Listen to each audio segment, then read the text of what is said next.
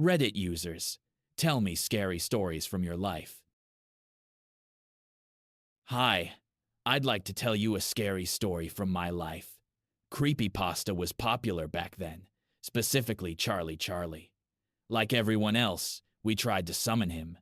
We held hands, my brother and friend were with us, lit candles, and repeated the phrase, "Charlie, Charlie, come," 3 times.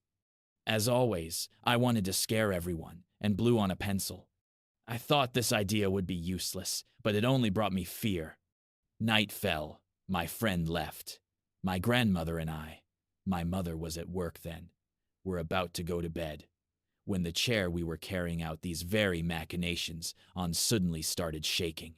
I'm not kidding. Seriously, I have a cat. It would be logical to blame it on him, but he was in another room. My grandmother, brother, and I were lying on. They were all on the bed and wondering what the hell was going on. I was really freaking out then. I don't play with mysticism anymore.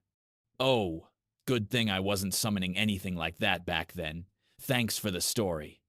Why are you so lucky? I've tried summoning some bullshit so many times, and it never worked. A chair that wanted to walk around the house. So what's the big deal? Ha ha ha ha ha. Yeah, the chair is actually alive too.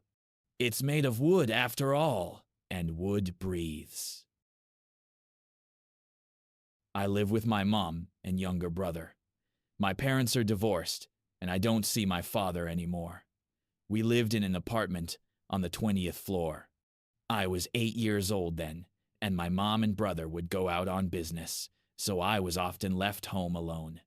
By that time, I'd gotten used to living alone, and being alone in the apartment didn't scare me, but there was one thing. My aunt, her one 5-year-old daughter, and one 2-year-old son, asked to move in with us because their apartment had been foreclosed on due to debt. My family took them in, and we began living together.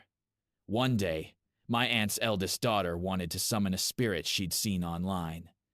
I thought something like Chucky or the Queen of Spades, but no. She prepared a piece of paper with a pencil on top of another to spin, and the answers were yes or no. After we had some fun, we threw the piece of paper away and didn't think about it again.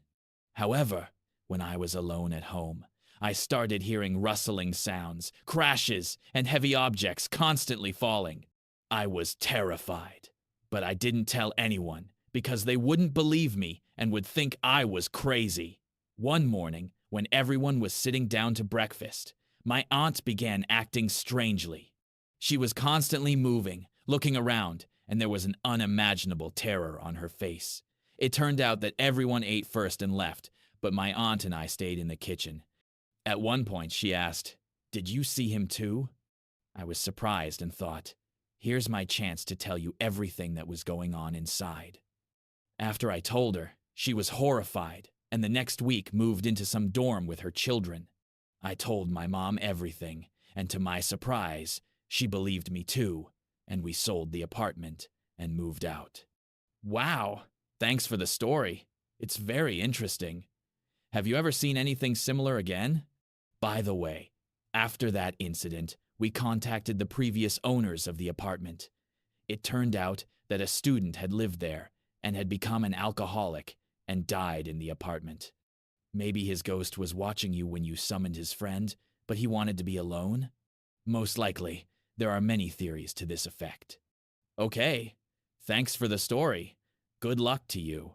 I've had quite a few strange and sometimes frightening experiences in my life. I'll tell you about one of them.